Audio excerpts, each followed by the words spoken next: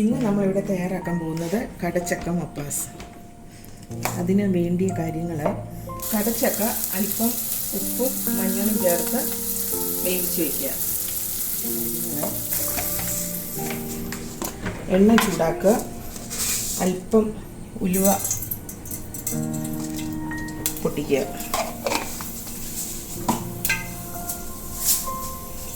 മപ്പാസിന് ഇച്ചിരി ഉലുവ ചേർക്കുന്നത് നല്ലതാണ്. കടുക് പൊട്ടിക്കുക.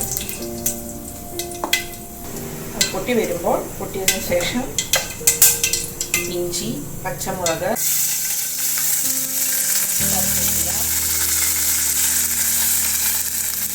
സവോള,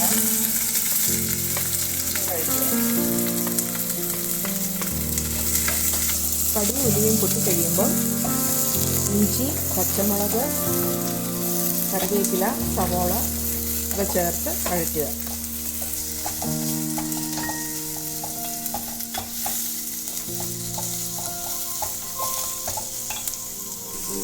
ഇതൊന്ന് പെട്ടെന്ന് വഴണ്ടു വരാൻ വേണ്ടി അല്പം ഉപ്പ് കൂടെ ചേർക്കാം.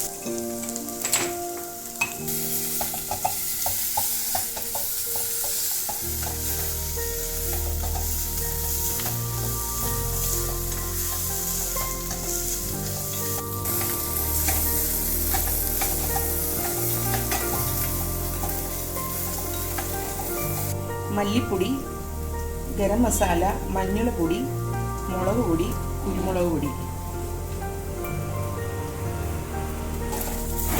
സവോള വഴന്നു വരുമ്പോൾ എടുത്തു വച്ചിരിക്കുന്ന പൊടികൾ, അതായത് കുരുമുളക് പൊടി, മല്ലിപ്പൊടി, ഗരം മസാല, മുളക് പൊടി, മഞ്ഞൾപ്പൊടി. ഇതിൽ മഞ്ഞൾപ്പൊടി ഒന്ന് ആദ്യം ചേർക്കാം.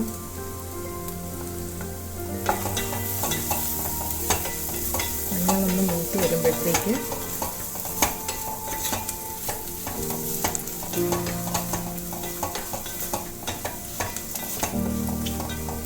പൊടികളോടെ എടുത്ത് വെച്ചിരിക്കുന്ന ബാക്കി പൊടികളോട് അതിനകത്തോട്ട് ചേർത്ത് ഒന്ന് ചെറുതായിട്ട് കത്തിക്കുക.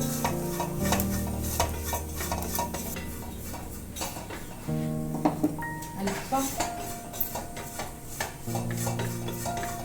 ചൂടുവെള്ളം ചേർത്ത് കൊടുത്ത് അല്പം ചൂടുവെള്ളം കൂടി ഒന്ന് ചേർത്ത് കൊടുത്തിട്ടൊന്ന് മസാല നന്നായിട്ട് ഇളക്കി ഒന്ന് മൂപ്പിക്കുക.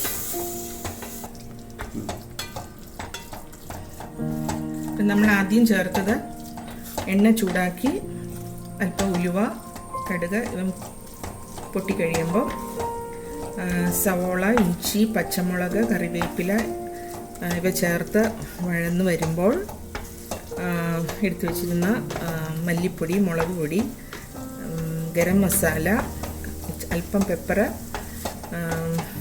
പൊടി, പിന്നെ മഞ്ഞൾ പൊടി ഇവയെല്ലാം ചേർത്ത്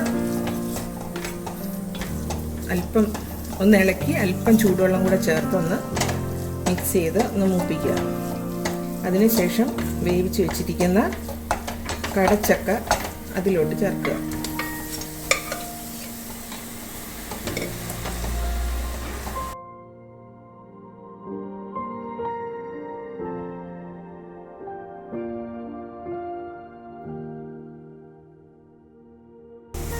ഇതിലേക്ക് രണ്ടാം പാല്, തേങ്ങയുടെ ഒരു രണ്ടാം പാല്, ഒരു അരമുറി തേങ്ങയുടെ പിഴിഞ്ഞെടുത്ത് രണ്ടാം പാല് ചേർക്കാം.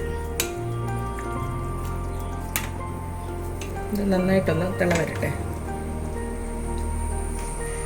ഉപ്പ് ആവശ്യത്തിനുണ്ടോ എന്ന് നോക്കുക, വേണമെങ്കിൽ ചേർത്ത് കൊടുക്കുക.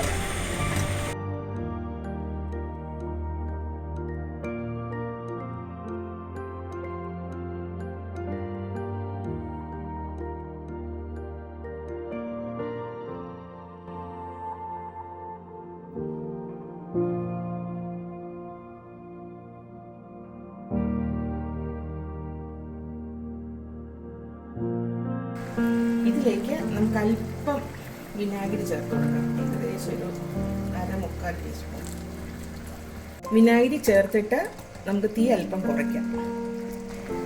ഇതാക്കിയിരിക്കുന്ന തലപ്പാലൂടെ ചേർത്ത്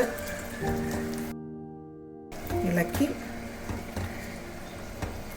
ഇനി അധികം തിള വരണ്ട, ജസ്റ്റ് നന്നായിട്ടൊന്ന് ചൂടായി ചെറുതായിട്ടൊരു തിള വന്ന് തുടങ്ങുമ്പോൾ നമുക്ക് ഓഫ് ചെയ്യാം. തീ ഓഫ് ചെയ്യാം. അല്പം വെളിച്ചെണ്ണ ചൂടാക്കി ഒരു ഉള്ളി ഒരു എല്ലാ കറിവേപ്പിലയും കൂടെ ഇട്ട് നന്നായിട്ടൊന്ന് മൂപ്പിച്ചിട്ട്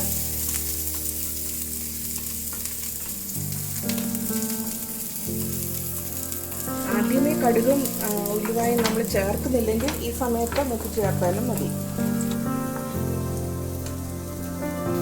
ചുവന്നുള്ളി ഏകദേശം മൂത്തിട്ടുണ്ട്. ഇനി നമുക്ക് തീ ഓഫ് ചെയ്ത് ഇതൂടെ ചേർത്ത് കൊടുക്കാം.